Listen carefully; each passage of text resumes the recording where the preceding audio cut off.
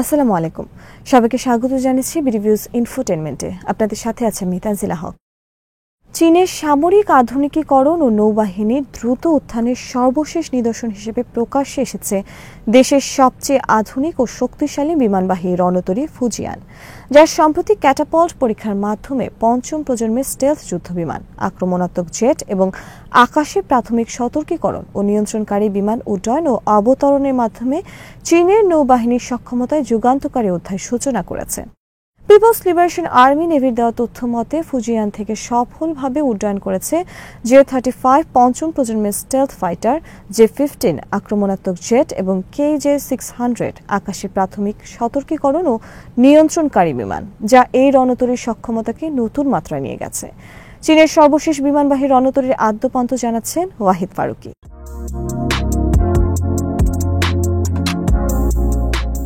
চীনা সামরিক মিডিয়া থেকে প্রকাশিত ভিডিওতে দেখা গেছে এই বিশাল যুদ্ধ জাহাজে ডেক অপারেশনের পাশাপাশি প্রথমবারের মতো ক্যাটাপল্টের মাধ্যমে বিমান উড্ডয়ন ও অবতরণ ঘটানো হচ্ছে।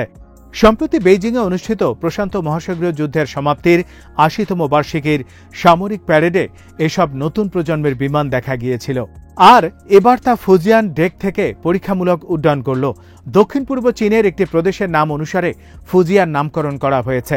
এটি টাইপ 003 শ্রেণীর বিমানবাহী রণতরী এবং ২০২২ সালের গ্রীষ্মে এটির উদ্বোধন করা হয়। দ্বিতীয় বিশ্বযুদ্ধের পর এশিয়ায় নির্মিত সবচেয়ে বড় যুদ্ধজাহাজ হিসাবে এটি ইতিহাস সৃষ্টি করেছে। প্রায় ৮০,০০০ টন ওজনের এই রণতরীতে একসাথে ৪০টির মতো বিমান বহন করা সম্ভব, যা বেইজিংয়ের জন্য বিশাল সক্ষমতার প্রতিফলন। এর আগে চীনের দুটি রুশ নকশা নির্ভর স্টোবার ব্যবস্থা চালিত বিমানবাহী রণতরী লিয়াওনিং এবং শ্যান্ডং তেমন কার্যকর ছিল না, কিন্তু ফুজিয়ান তাদের তুলনায় অনেক বেশি আধুনিক।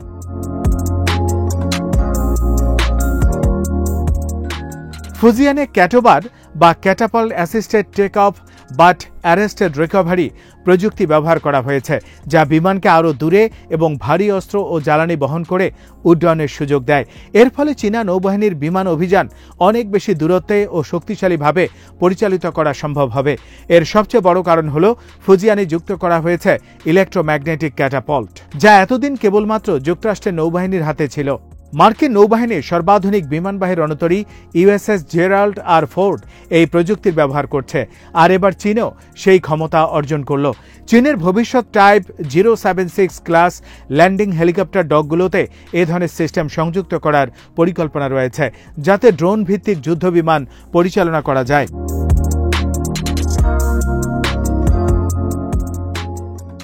সম্প্রতি জাপানের সেলফ ডিফেন্স ফোর্স লক্ষ্য করেছে যে সাংহাইয়ের জিয়াংনান শিপইয়ার্ড থেকে যাত্রা করে ফুজিয়ান তাইওয়ান প্রণালী পাড়ি দিয়ে দক্ষিণ চীন সাগরে প্রবেশ করেছে পরীক্ষামূলক অভিযানের জন্য।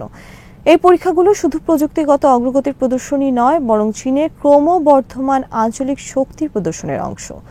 চীনের বিমানবাহী রণতরীর এই সক্ষমতা বৃদ্ধির সঙ্গে সঙ্গে ভারতও তাদের নতুন বিমানবাহী রণতরীতে ফরাসি রাফাল যুদ্ধবিমান যুক্ত করার পরিকল্পনা করছে, যাতে ভারত মহাসাগর অঞ্চলে শক্তির প্রদর্শন বাড়ানো যায়। জাপানও তাদের দুটি হেলিকপ্টার ডিস্ট্রয়ারকে রূপান্তর করেছে, যাতে F-35B যুদ্ধবিমান মোতায়েন করা যায়। এমনকি ইন্দোনেশিয়ার নৌবাহিনীও ইতালির একটি বিমানবাহী রণতরী কিনে সেটিকে তুরস্কের বাইকরাক্তার ড্রোন মোতায়েনের উপযোগী করে রূপান্তরের চিন্তা করছে। এ থেকে বোঝা যায় যে সমগ্র এশিয়া প্রশান্ত মহাসাগরীয় অঞ্চলে বিমানবাহী রণতরী ভিত্তিক সামরিক প্রতিযোগিতা নতুন পর্যায়ে পৌঁছেছে।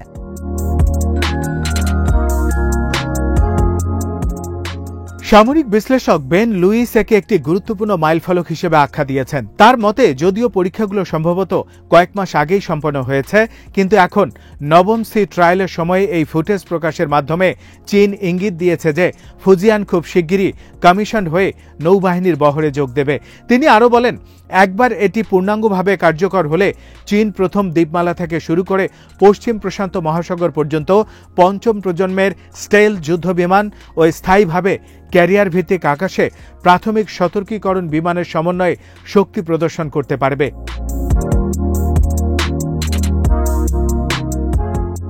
এদিকে ফুজিয়ানের পাশাপাশি চীন তাদের নৌবাহিনীর আরেকটি নতুন যুদ্ধজাহাজ উদ্বোধন করেছে। এটি হলো টাইপ 075 শ্রেণীর উচ্চতর আক্রমণাত্মক জাহাজ, যার নাম দেওয়া হয়েছে CNS হুবেই। এটি চীনের চতুর্থ টাইপ 075 এবং দক্ষিণ চীন সাগরে সামরিক মহড়ার সময় প্রকাশ্যে আনা হয়েছে। এই ধরনের জাহাজ সৈন্য, ট্যাঙ্ক, সাঁজোয়া যান এবং ল্যান্ডিং ক্রাফট নিয়ে উভচর অভিযান পরিচালনা করতে পারে। একই সঙ্গে হেলিকপ্টার থেকেও সৈন্য মোতায়েন করা সম্ভব। দক্ষিণ প্রশান্ত মহাসাগরীয় অঞ্চলে চীনের এই উপস্থিতি নিয়ে প্রতিবেশী দেশগুলো ক্রমবর্ধমান উদ্বেগ প্রকাশ করেছে।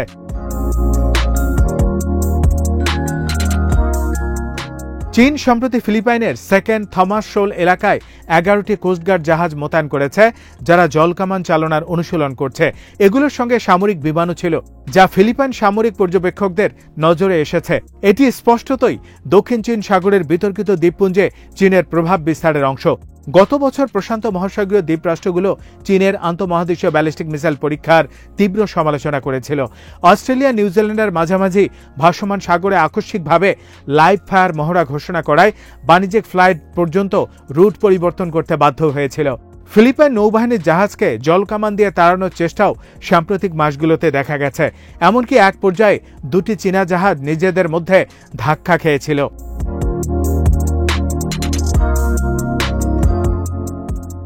চীনের উপস্থিতি শুধু দক্ষিণ চীন সাগরে সীমাবদ্ধ নয়, তারা সম্প্রতি কম্বোডিয়ার রিম নৌঘাটিও সম্প্রসারণ করেছে, যেটি চীনা অর্থায়নে সংস্কার করা হয়েছে। যদিও কম্বোডিয়া দাবি করছে এটি বন্ধুত্বপূর্ণ উদ্দেশ্য, কিন্তু প্রশান্ত মহাসাগরীয় দ্বীপ রাষ্ট্রগুলো আশঙ্কা করছে এটি আসলে চীনের একটি নতুন সামরিক ঘাঁটি হয়ে উঠবে। ফিজির প্রধানমন্ত্রী স্পষ্ট ভাষায় বলেছেন যে প্রশান্ত মহাসাগরীয় দ্বীপগুলোতে কোনো চীনা সামরিক ঘাঁটি স্বাগত নয়। যুক্তরাষ্ট্র ও তার মিত্ররা এ অঞ্চলে চীনের এই তৎপরতার বিরুদ্ধে একযোগে অবস্থান নিচ্ছে। টালিসম্যান সাবর নামের বৃহৎ যৌথ সামরিক মহড়া সম্প্রতি অস্ট্রেলিয়ার বাইরে অনুষ্ঠিত হয়েছে, যেখানে যুক্তরাষ্ট্র, দক্ষিণ কোরিয়া, ফ্রান্স, জার্মানি, যুক্তরাজ্য, অস্ট্রেলিয়া ও পাপুয়া নিউগিনির সেনারা অংশ নেয়। এটি এখন পর্যন্ত সবচেয়ে বড় আকারের মহড়া।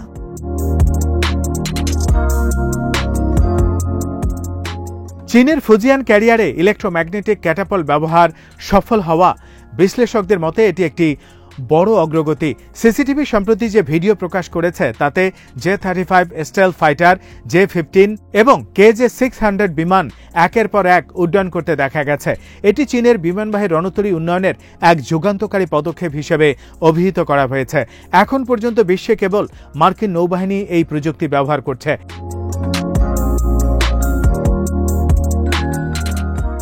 সাবেক মার্কিন নৌ কর্মকর্তা কার্ল শুস্টার বলেন, ফুজিয়ানের কমিশনিং বা নৌবাহিনীতে আনুষ্ঠানিকভাবে যোগ দেওয়ার সময় এখন আর খুব বেশি দূরে নয়। আগামী কয়েক মাসের মধ্যে এর চূড়ান্ত ট্রায়াল ও বিভিন্ন বাহিনীর সাথে ইন্টিগ্রেশন সম্পন্ন হলে এটি পূর্ণ মাত্রায় ব্যবহারের জন্য প্রস্তুত হবে।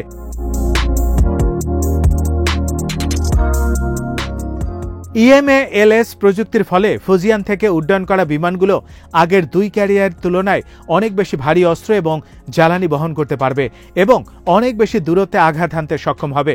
ফলে চীনের নৌবাহিনী ব্লু ওয়াটার নেভি অর্থাৎ গভীর সমুদ্রে কার্যকরভাবে শক্তি প্রদর্শনের সক্ষমতা অর্জন করেছে। যদিও মার্কিন জাহাজগুলো পারমাণবিক শক্তি চালিত, কিন্তু ফুজিয়ান এখনও প্রচলিত জ্বালানির উপর নির্ভরশীল। এর মানে হলো এটি দীর্ঘদিন সমুদ্রে থাকতে পারবে না, মাঝে মাঝে জ্বালানি নিতে হবে। তবুও এর কৌশলগত গুরুত্ব কম নয়।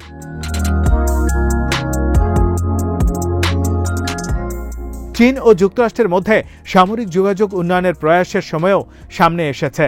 যুক্তরাষ্ট্র কংগ্রেসের একটি প্রতিনিধি দল 6 বছর পর বেইজিং সফরে গিয়েছে। প্রতিনিধি দলের প্রধান অ্যাডাম স্মিথ বলেছেন, দুই দেশের সামরিক বাহিনীর মধ্যে যোগাযোগের অভাব বিপজ্জনক, কারণ দুই দেশের বিমান ও জাহাজ প্রায় একে অপরের বিপজ্জনক নৈকট্যে চলে আসে। তাই ভুল বোঝাবুঝি ও দুর্ঘটনা এড়াতে নিয়মিত আলোচনার প্রয়োজন। চীনকে বিশ্বের দ্রুততম ক্রমবর্ধমান সামরিক ও পারমাণবিক শক্তি আখ্যা দিয়ে স্মিথ বলেছেন, যুক্তরাষ্ট্রের সবচেয়ে বড় সামরিক ও পারমাণবিক শক্তি, তাই তাদের মধ্যে সরাসরি কথাবার্তা না হলে বিপদের আশঙ্কা বাড়বে। কৃত্রিম বুদ্ধিমত্তা, ড্রোন, সাইবার ও মহাকাশ প্রযুক্তির দ্রুত বিকাশ এই ঝুঁকিকে আরও বাড়াচ্ছে।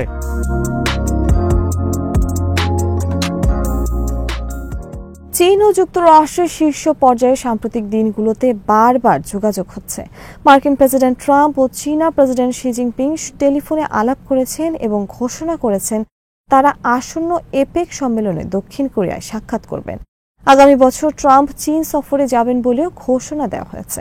এই ধরনের যোগাযোগের মধ্যে ফুজিয়ানের পরীক্ষামূলক সাফল্য ও চীনের বাড়তি নৌ উপস্থিতি স্পষ্ট করে দিচ্ছে যে এশিয়া প্রশান্ত মহাসাগরীয় অঞ্চলে এক নতুন সামরিক প্রতিযোগিতা শুরু হয়ে গেছে, যা ভবিষ্যতে আঞ্চলিক ও বৈশ্বিক নিরাপত্তার গতিপথ নির্ধারণে গুরুত্বপূর্ণ ভূমিকা রাখবে।